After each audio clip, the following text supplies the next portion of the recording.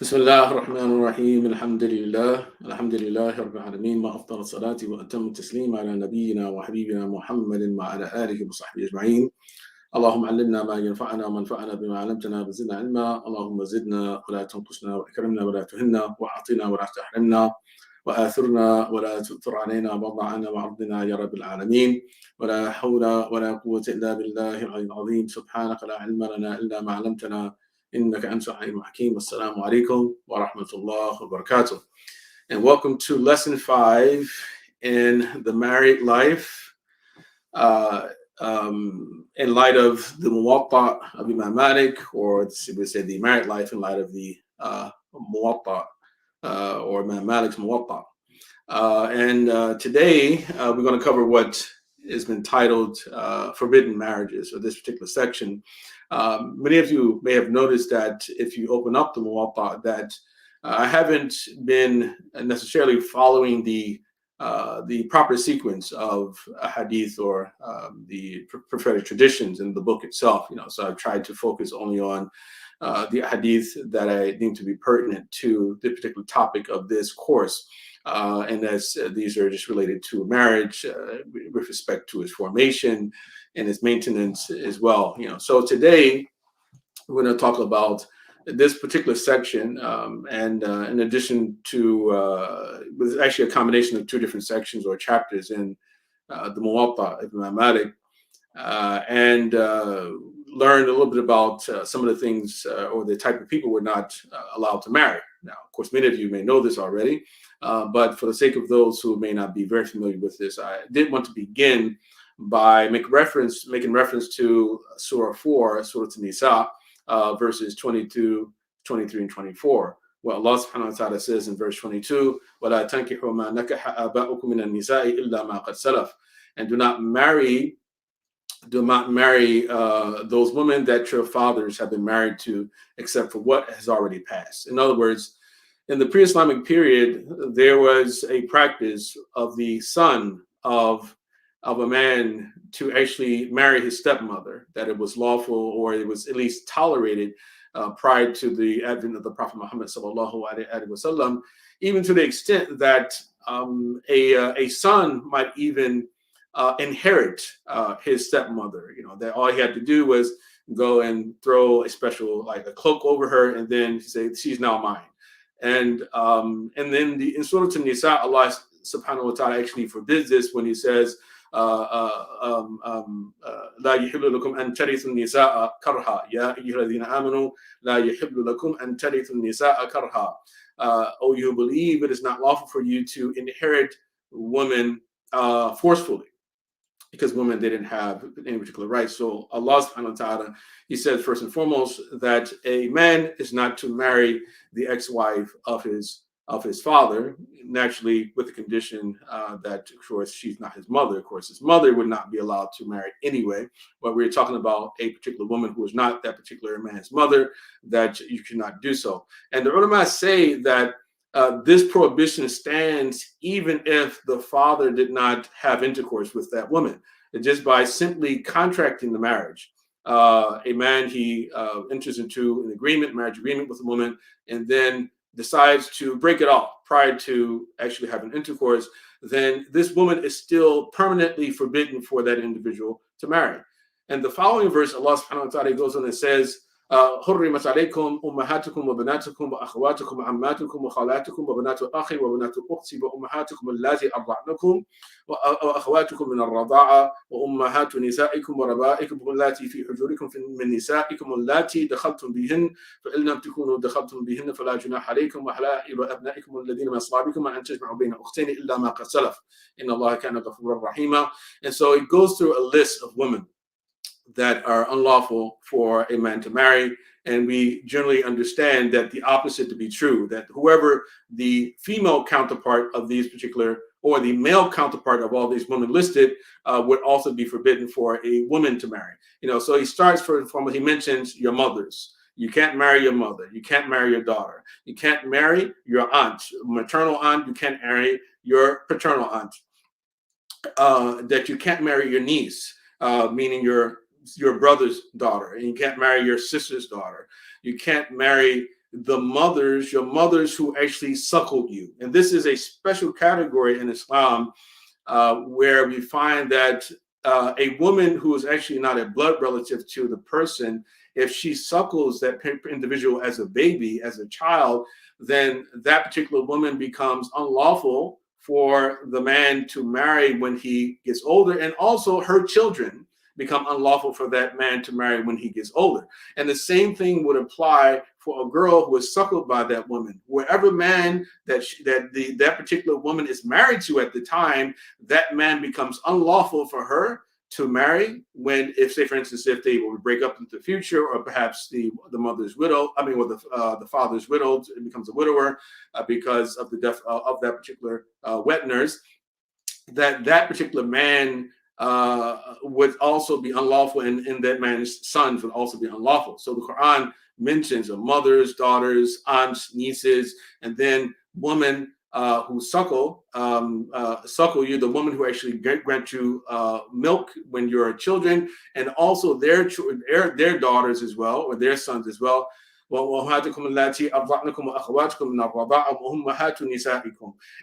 your mothers, and also your mother-in-laws. You cannot marry your mother-in-law as well. Your mother-in-laws, أمهات نسائكم وربائبكم اللاتي في حجوركم من نسائكم اللاتي دخلتم بهن. And it also cannot marry your stepdaughters, from your wives who you actually have intercourse with, right? But if you have not had intercourse with them, then there's no objection to you marrying your stepdaughters. In other words, with regard to the stepdaughters, it only becomes forbidden for you to marry them if you've actually had intercourse with the mother, and this is different than the case of the father's ex-wives. But now we're talking about a woman who had a daughter from another man, and you married that woman. If you have intercourse with that woman, then her daughter is unlawful for you to marry forever.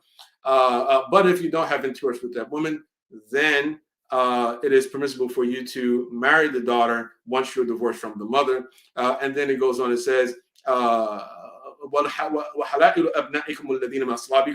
and the former wives or the ex-wives of your sons from your loins, also are forbidden for you. In other words, so your sons, whoever their wives are, they are unlawful for you to marry, right? Just by the mere contract itself.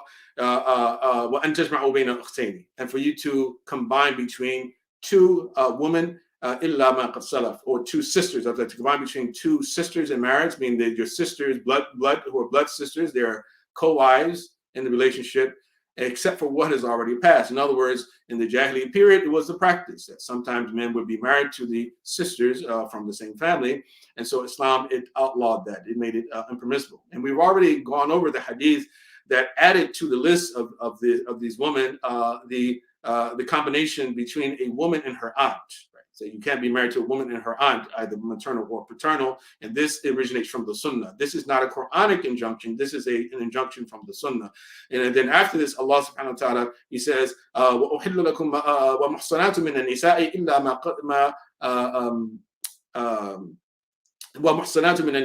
مَا مَلَكَتْ أَيْمَانُكُمْ. And all married women, meaning women who are married right now to other men, they are also off limits. They're off limits to you. Except for what your right hands possess, meaning beyond all that have been mentioned to be forbidden, then becoming lawful to marry concubines, for instance. And it continues after that, and then talks about whoever doesn't have the means to get married, that Allah subhanahu wa ta'ala says you should marry a believing slave woman, etc., etc. Anyway, so that's just an introduction to this particular chapter, which we're going to be dealing with today. So I wanted to go through the Quranic limits with regard to who is lawful and unlawful to be married to, but then we're going to begin first and foremost with a hadith related to the concept known as shirar. Shirar is I'm sorry, not shirar. We're going to talk about the issue of stepdaughters, and then we're going to get into what's called shirar marriage, inshallah.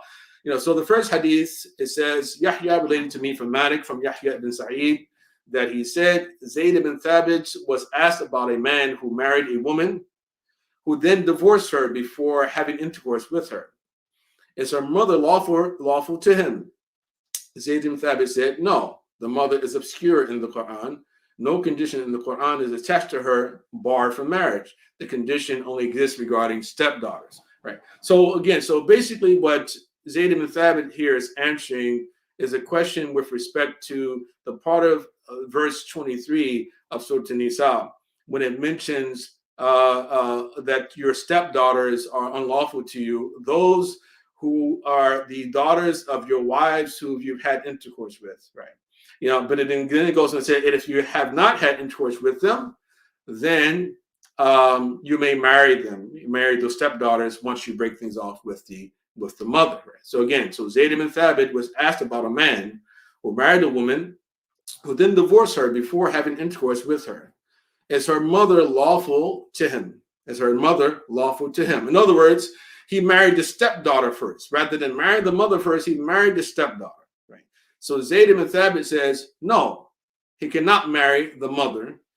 In other words, it's saying that this by merely marrying the stepdaughter, that makes the mother unlawful in marriage, even if intercourse hasn't happened. But the opposite is not true. If you marry the mother, the stepdaughter is only unlawful if you have intercourse with the mother, right?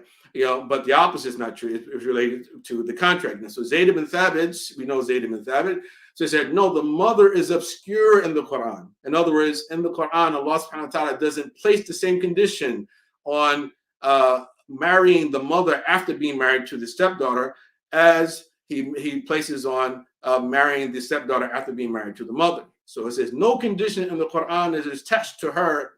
There's no condition in the Quran that is attached to her bar from marriage. The condition only exists regarding stepdaughters, right? So in other words, he was just simply applying what he understood from the Quran. So that sort of confirms as the statement of a major Sahabi about how to properly interpret that particular Quranic verse. You know, because the Quran didn't say specifically about this scenario. It only gives one scenario. And so in the Hadith, the opposite scenario pops up. So now we learn what the Sharia has to say about it. In the next Hadith, it reads, he related to me from Malik, Hadathani an Malik, from more than one person that Abdullah ibn Mas'ud was asked for a fatwa while in Kufa about marrying the mother after the daughter if there was no intercourse with the daughter. And he permitted that. Then Ibn Mas'ud came to Medina, inquired about the scenario, and was told that the situation is not as he stated, and that the condition of being barred by intercourse only exists with respect to stepdaughters. Ibn Mas'ud then returned to Kufa, and before he returned to his home, the man to whom he gave fatwa regarding that issue came, and he ordered them to part with his wife. In other words, first, the last hadith we talked about Zayd ibn Thabit, and his fatwa was that if you marry the stepdaughter, even if you don't have intercourse, the mom is unlawful. Abdullah ibn Mas'ud, who of course is another major Sahabi, in terms of his knowledge, one of the great, most knowledgeable Sahaba, one of the longest lived Sahaba, or at least put it like this, he was one of the earliest Sahaba, one of the pioneer converts to Islam, right? Who said about the Quran that there's not a single verse in the Quran except that I know when it was revealed and where it was revealed, etc., etc. So Abdullah ibn Mas'ud, he goes to Kufa. Someone asked him this scenario: what if I married the stepdaughter first? The Quran doesn't say anything about marrying the stepdaughter first. It says something about marrying the mother first, right? But he says, okay, if you marry the stepdaughter first, then can I marry the mother if I don't have intercourse with the stepdaughter? Ibn Mas'ud said, well, sure, he can do it, right? And so the man who asked him the question, he himself was involved in such a scenario. So he married the mother after this, right? After breaking up with her daughter. But then when he arrives in Medina, people say, oh no, that's a faulty analogy, right? The Quran doesn't make any mention of stepdaughters, right? So then Ibn Mas'ud, he retracts. He takes his fatwa back, and once he returns to Kufa, he tells the man, that you have to part ways with your wife. You have to divorce her. She's no longer your wife because what I gave you was a faulty fatwa, right? Which is really interesting because often, especially today, that we imagine that if a person makes a mistake about one thing, that invalidates their knowledge in every other particular regard, or that when you retract an opinion, that proves that you're unreliable, or if you don't have the answer to an issue, that you proves you're unreliable. But the Sahaba, on a regular basis, this is something that happened.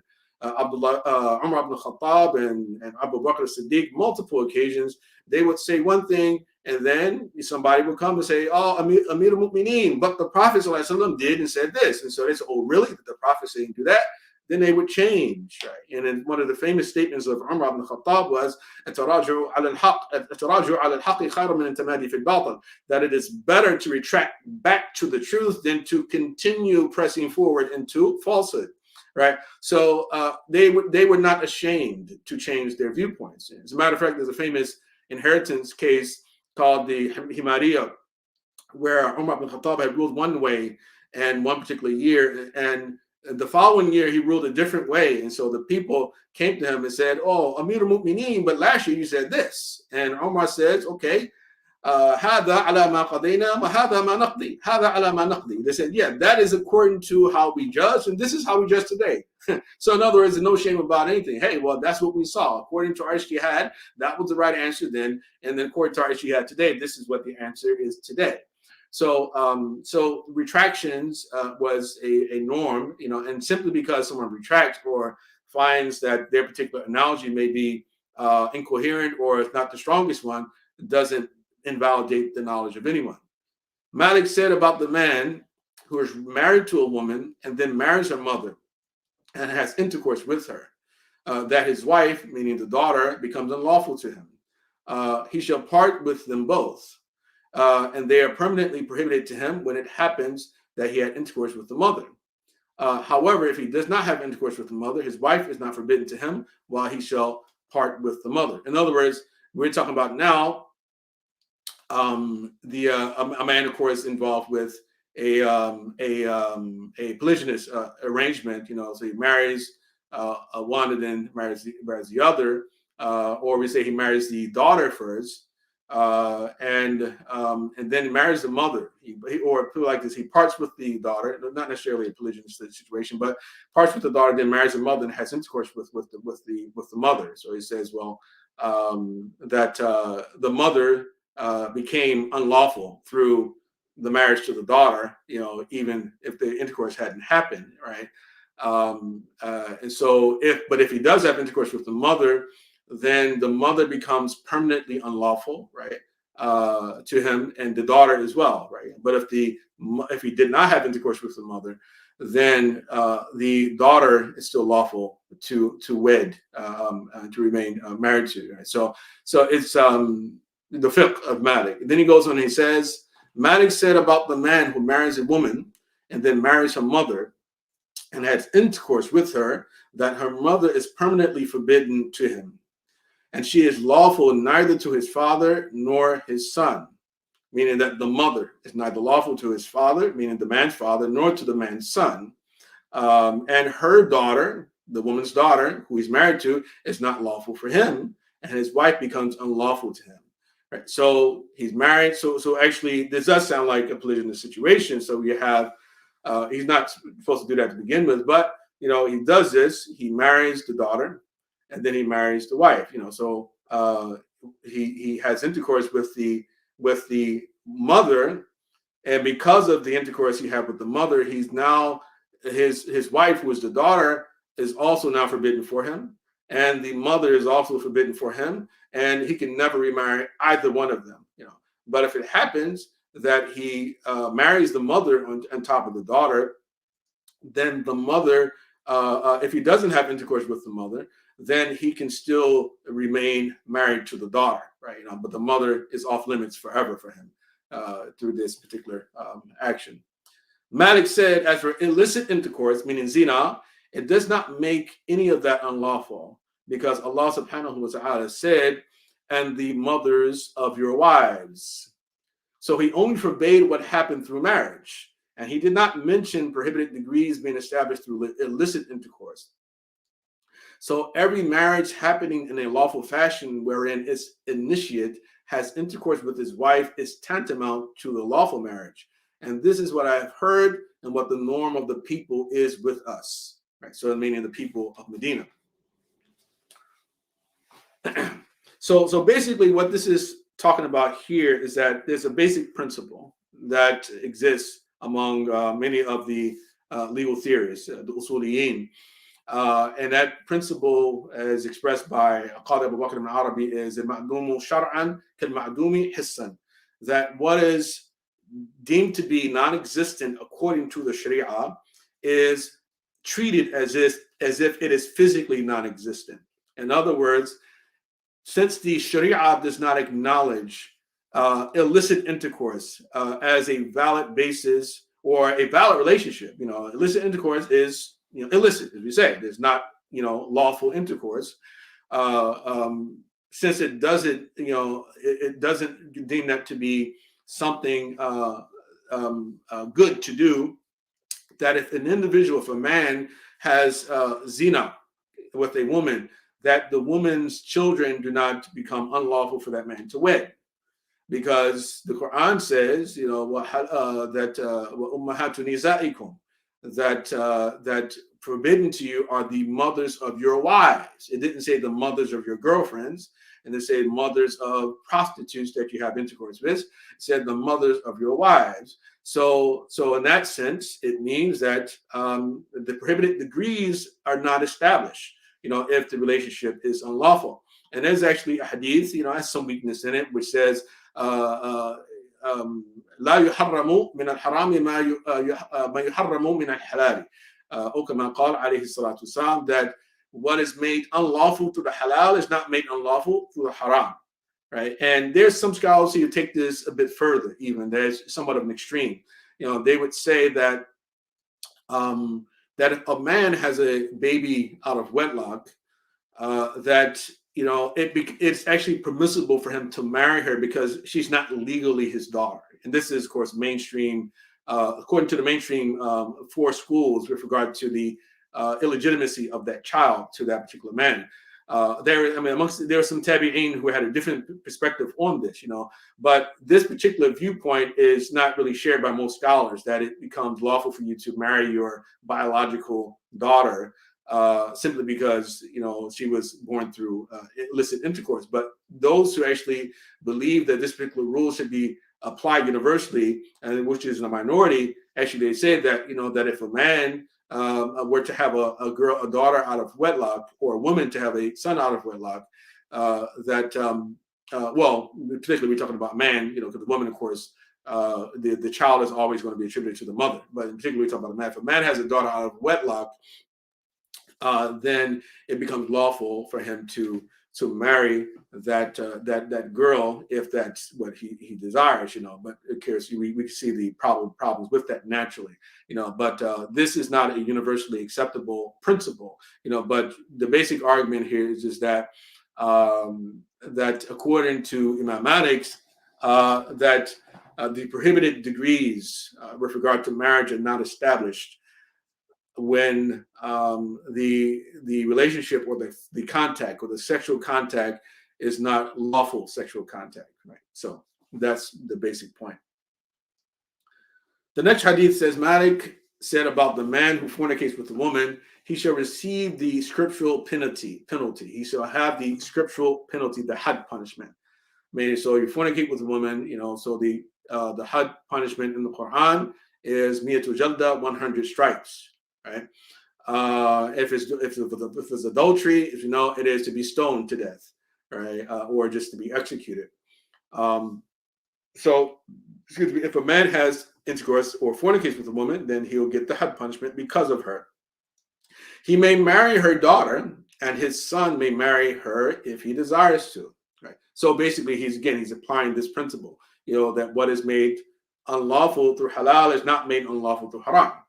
So he may marry her daughter, right? Even though if this was a marriage, he would not be able to marry her daughter, and his son may marry her as well if he desires to, But if it was a lawful marriage, then the son would not be able to marry that woman who the father was involved in before. The reason is that he had illicit intercourse with her, And what Allah made prohibitive is contact happening in the lawful fashion or intercourse happening under dubious circumstances. Allah subhanahu wa ta'ala says, and do not marry women that your fathers married. وَلَا تَنْكِحُوا مَا نَكَحَ آبَاؤُكُم مِّنَ النِّسَاءِ إِلَّا مَا قَدْ سَلَفَ. Right? So not marry what your fathers have married. Right? So what it means by dubious circumstances, this is what in Arabic we call nikah shubha, and which really is a very interesting category that the ulama, they speak about in the books of fiqh. And it seems that the desire to avoid implementing the Islamic penalties upon people is what drove the development of this, right? In other words, so nikah shubha, or what I sometimes translate as mistaken identity sex, right? So you find in the books they'll say something like, okay, well, a woman was in bed, and then a strange man climbs into the bed with her. She thinks he's her husband, and she has sex with the man. Or the man would do the same thing. He climbs in his bed, finds and there's a woman there that he didn't know with his wife, and he has sex with her, but then doesn't realize until afterwards because he didn't see her face or anything like that. Right? So now some people, of course, you hear that say it's pretty absurd. How would you not know that this is not your wife, right? But this is a mention in the books of fiqh.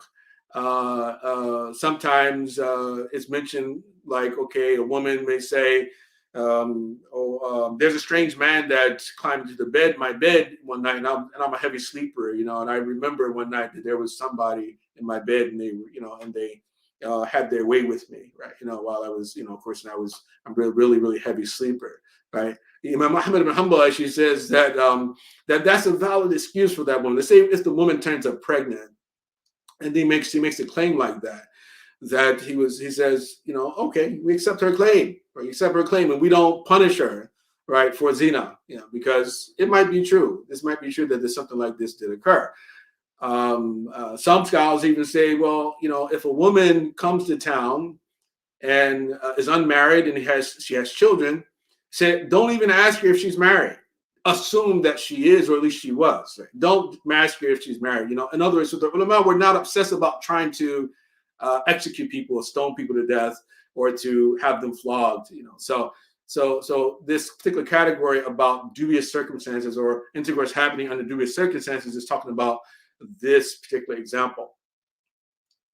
Malik said, so if a man marries a woman during her waiting period without knowing in a lawful marriage, and then has intercourse with her, she becomes unlawful for his son to marry her.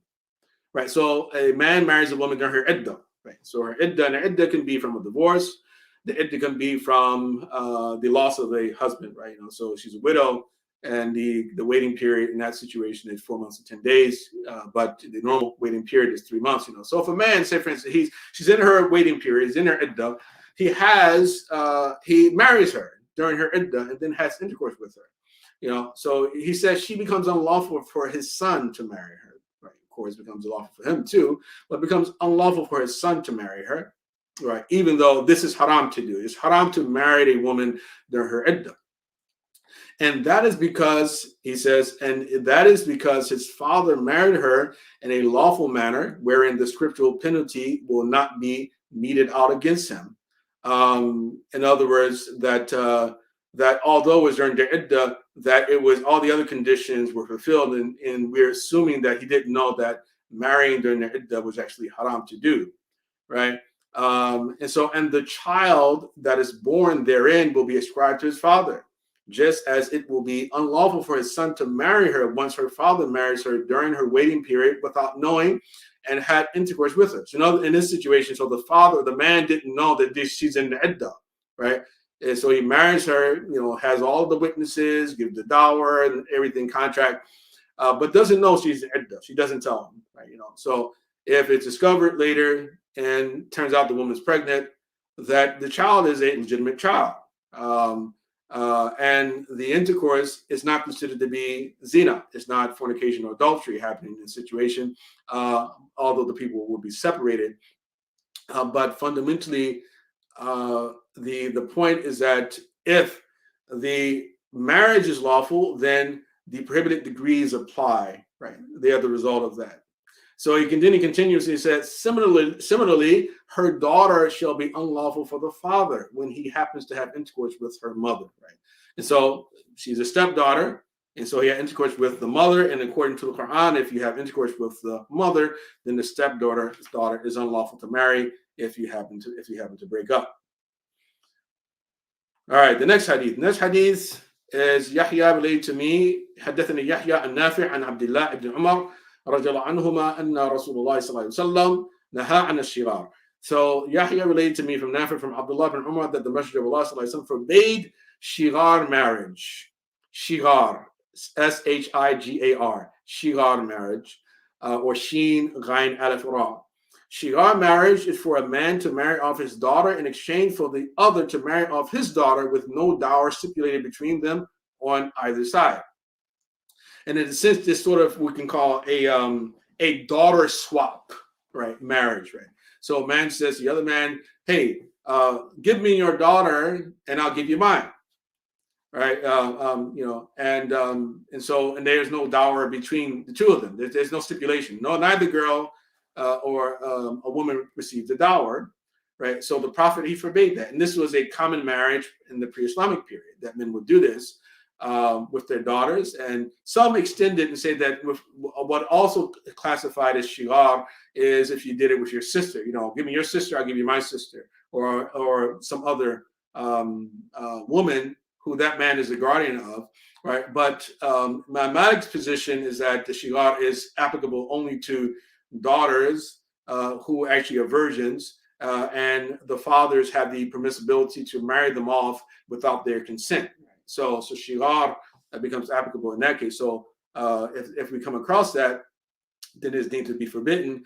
The ulama say that if it happens that the fathers on both sides actually stipulate that a dower be given, that even though there's a stipulation and that in itself does not that fulfills the integrals of a marriage contract, that this still is a prohibited type of marriage. So they should be separated if it is discovered prior to consummation of the marriage, right? But if after consummation, then you pretty much affirm them in that situation. The next hadith says, he related to me from Malik, from Abdurrahman ibn Qasim, from his father, from Abdurrahman and Mujammi', the sons of Yazid ibn Jariyah al-Ansari, from Khansa bint Khidam al-Ansariya, that her father married her off when she was a non-virgin. So she disapproved of that and came to the Messenger of Allah sallallahu alaihi wasallam, so he rejected his marriage, rejected the marriage of the father, marrying off his daughter in this situation. Now, Khansa bint Khidam in Ansariya was a woman who was formerly married. And we remember early on in the first chapter, we covered the issue of the thayyib, or the formerly married woman, that she has greater rights over herself than her guardian, right? And so here's an application of this. And so the woman she disapproves of the marriage. The commentators say that she disapproved of the husband, right, who actually she was married off to. And so she came to the Prophet complaining, and the Prophet said, he doesn't have the right to do that. So he rejected this marriage. And this is because with regard to the woman who was previously married, she requires everyone, or the guardian requires her consent to marry whoever that person is. If it is a virgin, prepubescent girl, then it is not required. It is not required according to all of the four schools. But once she reaches puberty, the three schools say that her consent is required, her verbal consent is required, or just her consent, even it can be silent consent, applying the hadith of the Prophet ﷺ, but it can't be a situation where she doesn't, her consent is not sought, right? But Malik says, as long as the woman is a virgin, even if she is an adult now, but still a virgin, that her father is allowed to marry her off at any given situation, at any time, with the condition that the man that she marries her to is compatible and not a corrupt person, right? So in that situation, the Sultan can step in, and then he could separate the people, and make sure that this husband doesn't take advantage of this particular woman. The next hadith, he says, he related to me from Malik from Abu Zubair al-Makki that Umar ibn Khattab radiallahu an was presented with a marriage that only one man and one woman witnessed. So one man and one woman witnessed. Then he said, this is a secret marriage. I do not permit it. And if I had a precedent for it, I would stone them. Right. So man marries a woman. There's only one male witness. There's one female witness.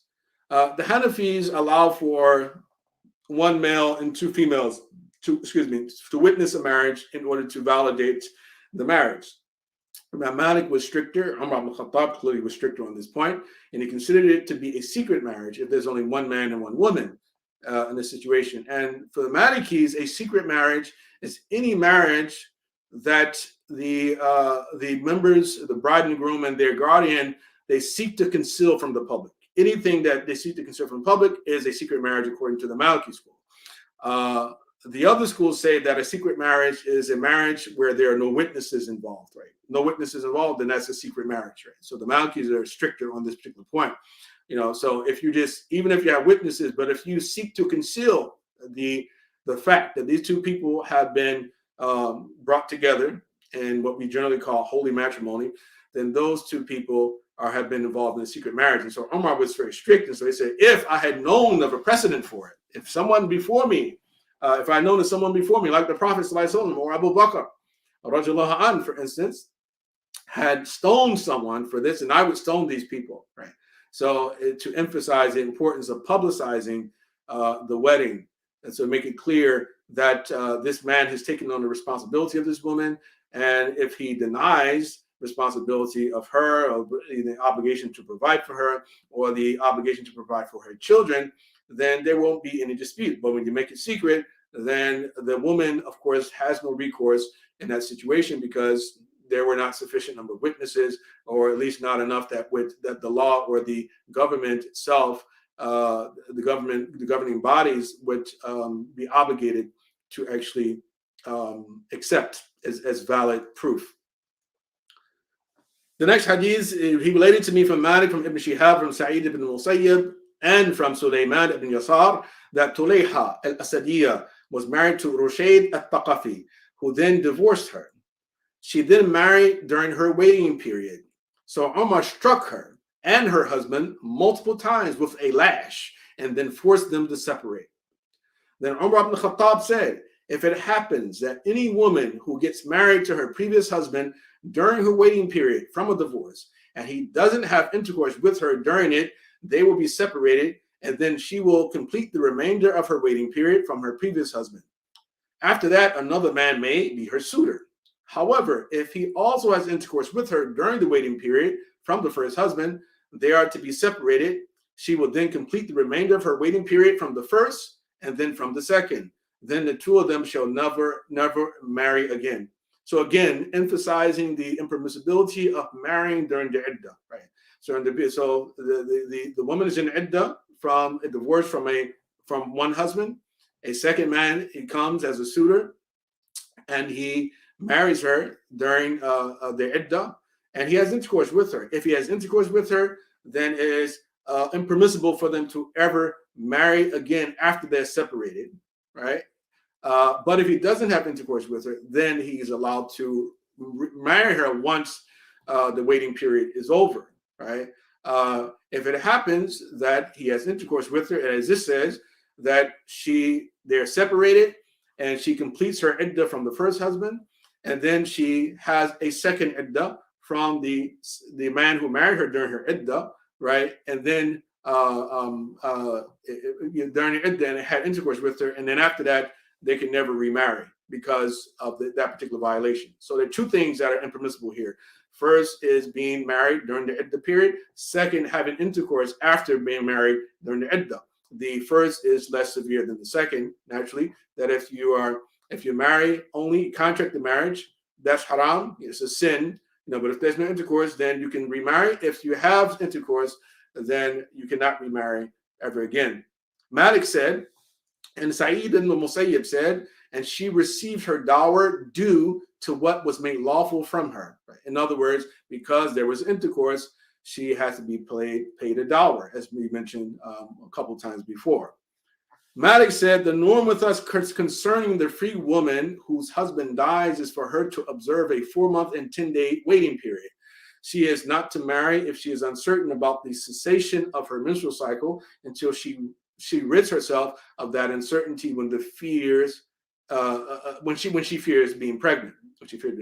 So again, a woman's husband dies.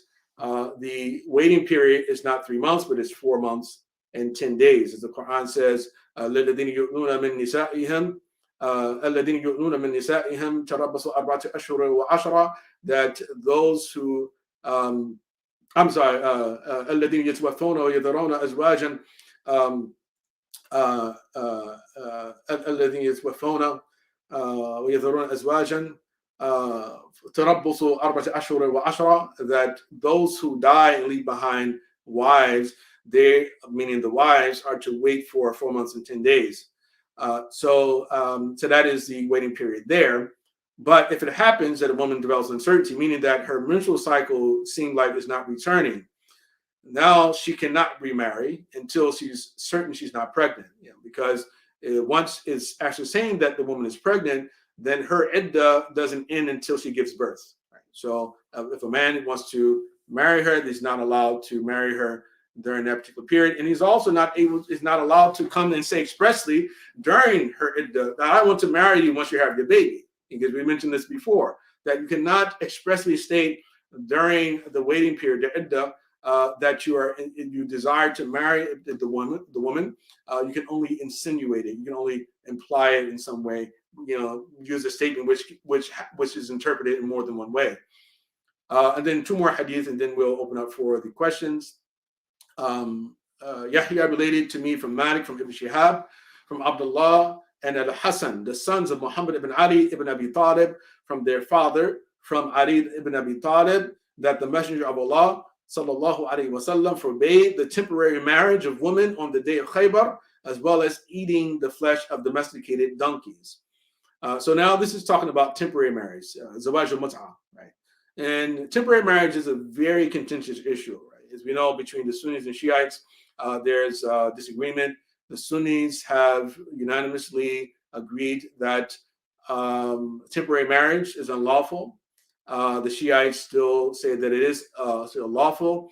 The Sunni argument is very confusing, or can be seen as somewhat confusing, because the basic claim is that it was made lawful, it was allowed, and then it forbade, and then it was allowed again, and then it was forbade by the Prophet sallallahu alaihi wasallam until Yawm al-Qiyamah.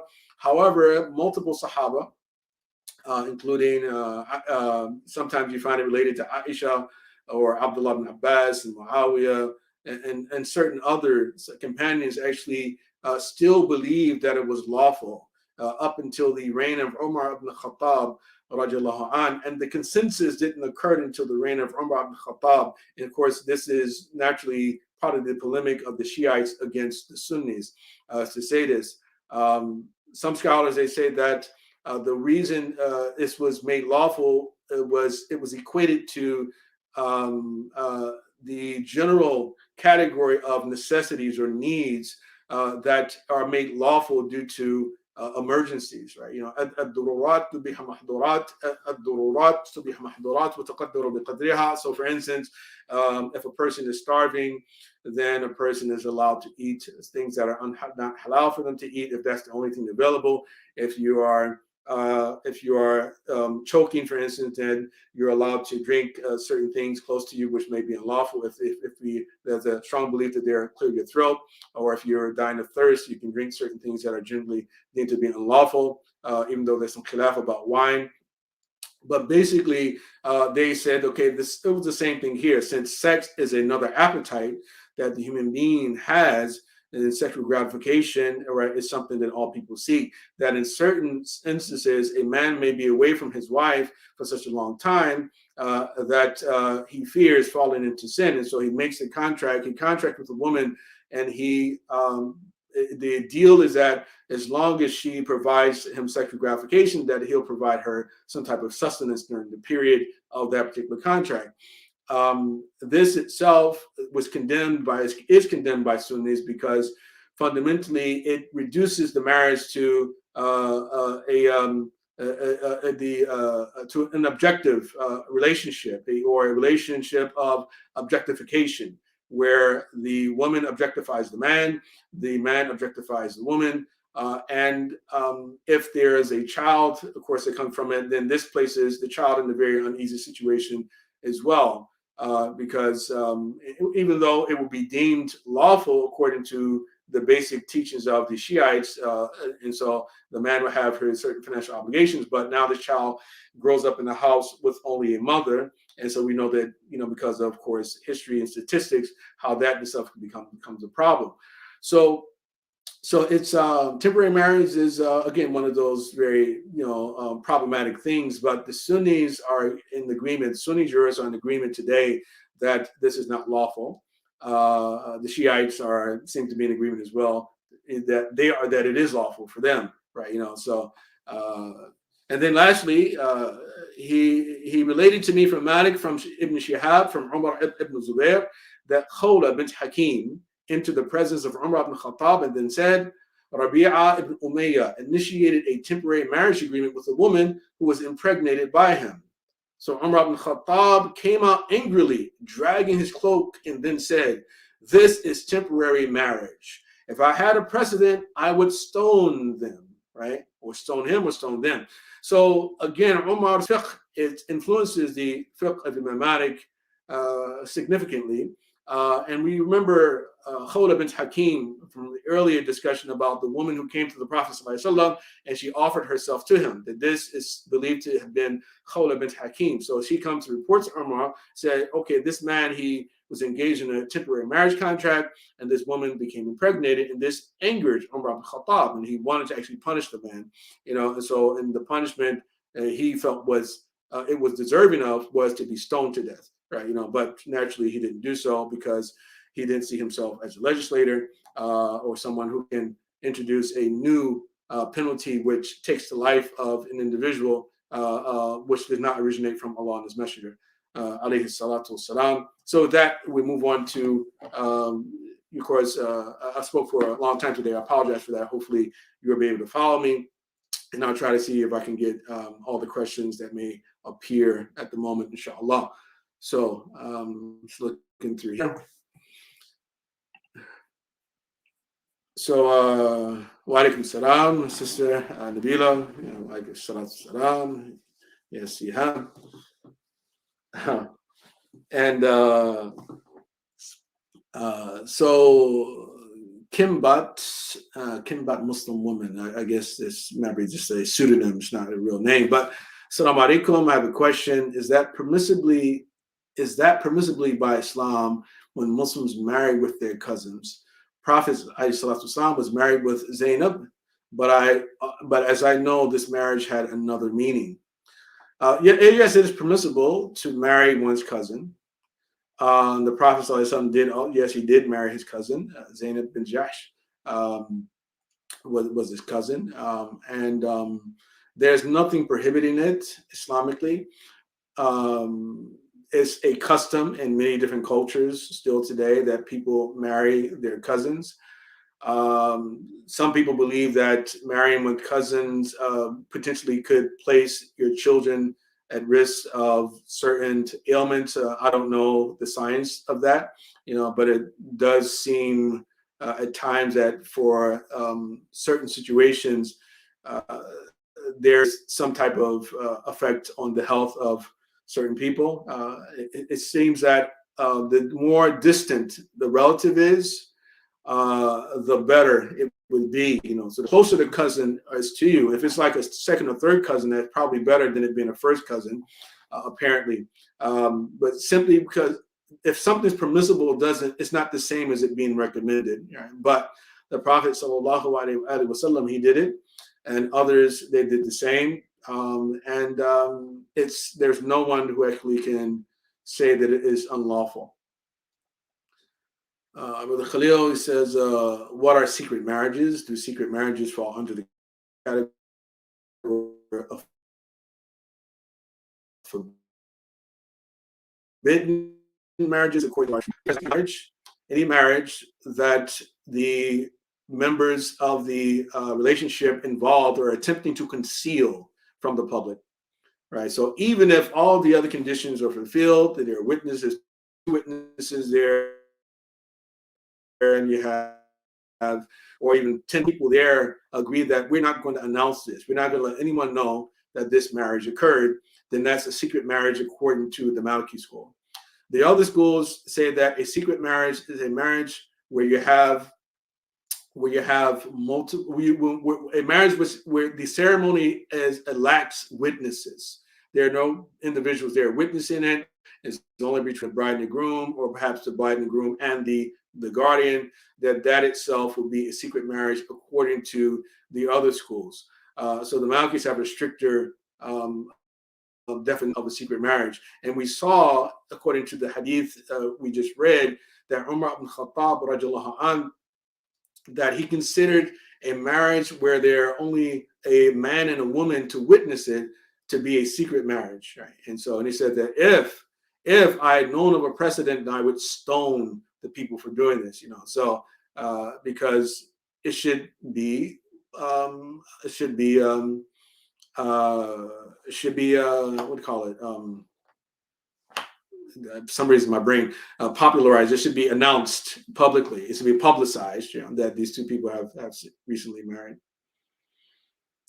Were they first cousins? The Prophet and Zainab. I'm not sure. I don't think that they were first cousins.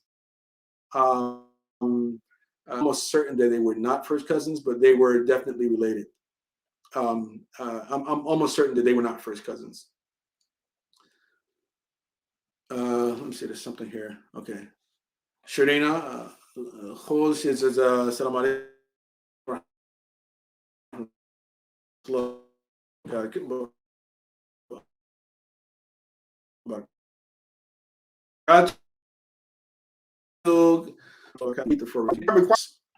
The requirements of a marriage, a valid marriage, what they call the integrals of a marriage, are the guardian, the dower, the witnesses, and the expression of consent. They call in Arabic the sigha, al-ijaba qabul, offer and acceptance. In other words, that each party expresses their consent to the relationship. An offer is made: I marry you, my daughter. The groom says, and I accept marriage to your daughter. That all those are we call the integrals. And as mentioned before, the Hanafis, they don't consider the guardian to be an integral, but they consider it to be what we call a shart, a condition. It is compulsory to have the guardian. In other words, it's sinful to omit the guardian from the consideration for the Hanafis. But if the woman or girl are at puberty or above, they're an adult, then if they marry without the consent of their guardian, then the marriage is generally considered to be valid in the Hanafi school. But for the other schools, it's not considered to be valid. As for a written contract, it's not compulsory for it to be written. Contracts in Islam can be verbal, right? And a verbal contract is sufficient. The written contract naturally is helpful because the terms of, if you have a special condition in the marriage itself, you want to have that written down to be a reminder for both the bride and the groom in the future if there's a dispute. Rather than just simply relying on your memory. So that's where the written contract has value.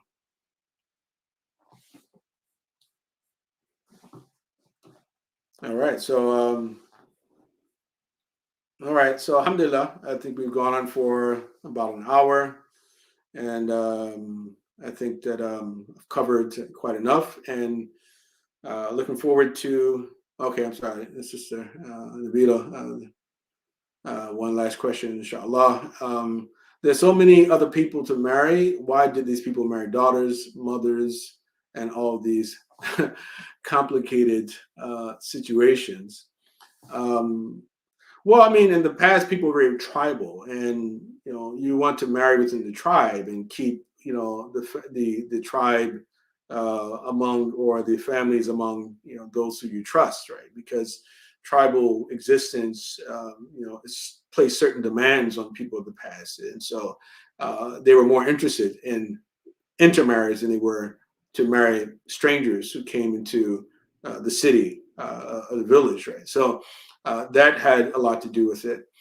Um, I mean, for us, I think they're probably more complicated for us today because we develop a different type of sensibility about a lot of these issues, especially people living in Western countries who see themselves as not as tribal as people in we call the old world, but much of the world actually is still doing these things, and we're the oddballs realistically, right? People from we call Western countries. But at any rate, we discover, because of science and other things like that, that certain types of relationship probably may not be ideal, right? But that's just the way that things work, So and then Bashir Mundi says, Assalamu alaikum, alaikum salam, can you please comment on the status of Islamic polygynous marriages in a country such as America, where polygamous marriages are illegal? Shukran Sidi. Well, we had our session on polygyny last week, but I can answer this. Polygyny is we know that it's unlawful. It can be a crime in certain states. Many states, it would be a crime to practice called bigamy, and our laws are influenced by Judeo-Christian sensibilities, and so they emphasize the importance of monogamy. So this is where this originates. But there's really no valid, rational, or even legal basis to forbid or to be against or opposed to polygynous marriages. All right, and Muslims, and again, this is not to say that the norm should be polygyny, and it's actually the number of Muslims who practice polygyny throughout the world actually are a minority. They're not a majority, and this has been the case throughout much of our history, But at any rate, if Muslims, the argument that something is illegal is not a strong argument, right? All right. So we can't do it because it's illegal. Okay, well, make it legal. And I mean, Jim Crow was the law at one time. Slavery was also the law, right? We had black codes. We had, people drinking at different water fountains and going to separate schools. There were special conditions for voting, right? But they all changed. Why? They changed because people fought, and they said, that these are unjust laws. And as Saint Augustine, is historically known to have said, he said, any unjust law is not a law at all, right? But the argument that Muslims often make is say, okay, well, we can't do polygamy because it's illegal. Okay, well, people weren't able to. Same-sex marriage was also illegal at one time, and then all of a sudden it became legal. How did it become legal? It became legal because they advocated for it, and they went to the courts and they talked about the constitutionality issues, and they redefined marriage and all these other things. Right? So, okay, why can't Muslims, do the same thing, right? So Muslims who practice polygyny, why are the Muslims who fought so hard to help the gays, why are those same Muslims not also fighting to help Muslims get the right to marry more than one wife, right? Because this is an Islamic issue, that was not, right? Islam doesn't even acknowledge the validity of those marriages, right? Because there's no such thing as a marriage being between two women or a marriage between two men. It's no such thing. It's ma'doom. And ma'doom shar'an can ma'doom hissan. It's a non-existent, right? Even regardless of whatever you say, and it's probably not a good thing to even say when you find people, they're married. They say, no, they're not married. Not in the sight of Allah, they're not married at all. If they're not married in the sight of Allah, they're not married. I don't care what the local laws say. Right? So if people are interested in overturning or interested in practicing polygyny free of fear, right, of imprisonment, among other things, then they should push to have the laws change in the same way that the gays push to have those laws changed. And in the same way as the transgenders now are imposing their perspective on everyone, right? So it's like you can't even, I was talking to someone yesterday who were telling me that in the area of childbirthing, that they can't even use the word vagina anymore, right? With regards to women, this is how crazy things are becoming. They can't use the word vagina. They can't refer to women as mothers anymore. They call them birthing people, right? So this is how crazy the situation is. But you can sit back and say, "Oh man, that's crazy," or you can say, we can push back. You can push back and say, "No, we're not going to go for this."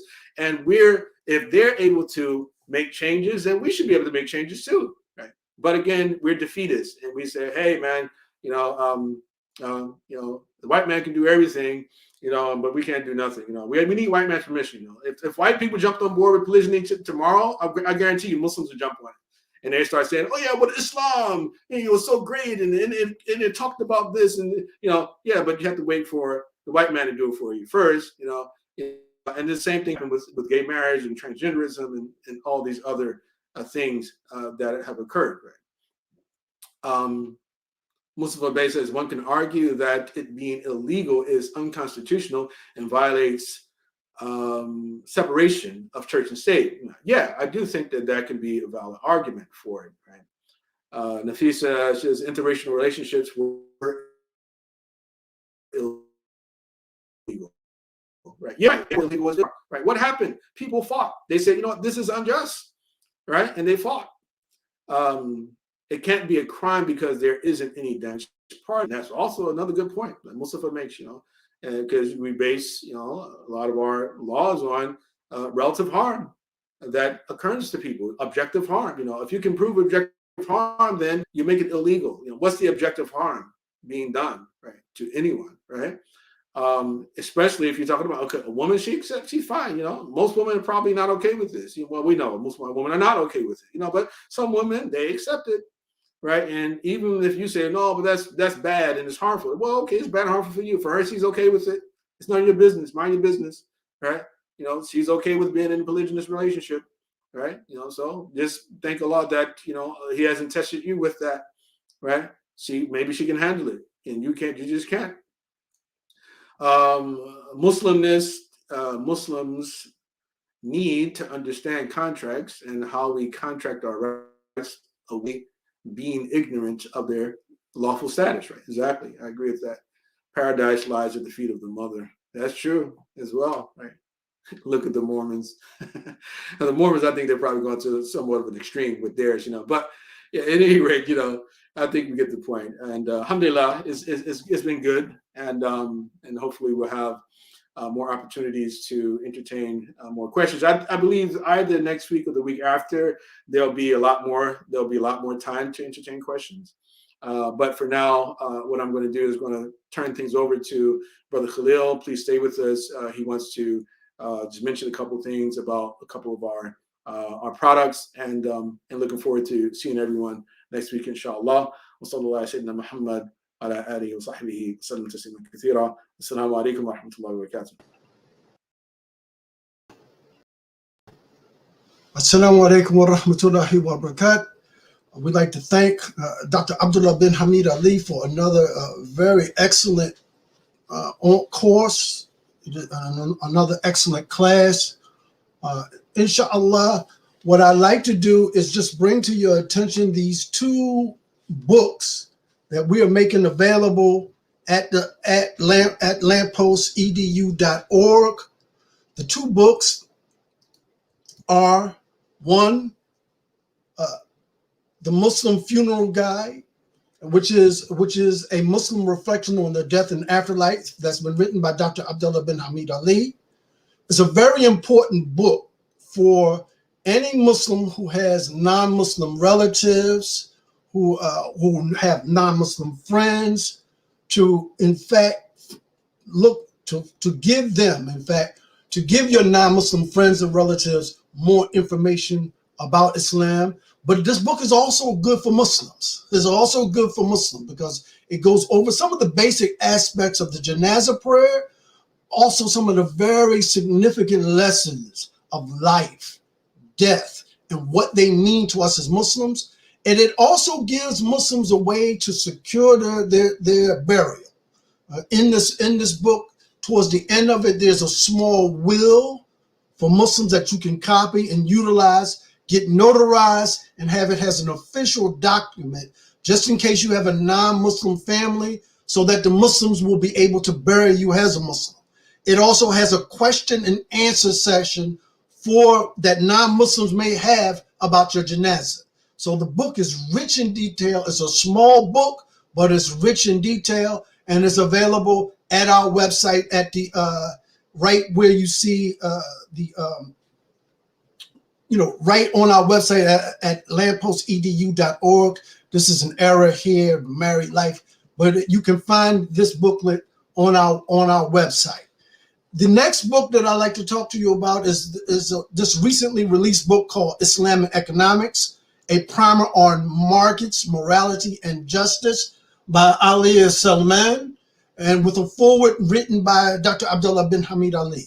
It's a very introductory text, a very good introductory text on Islam, economics, markets, and how we should understand these things at a basic level.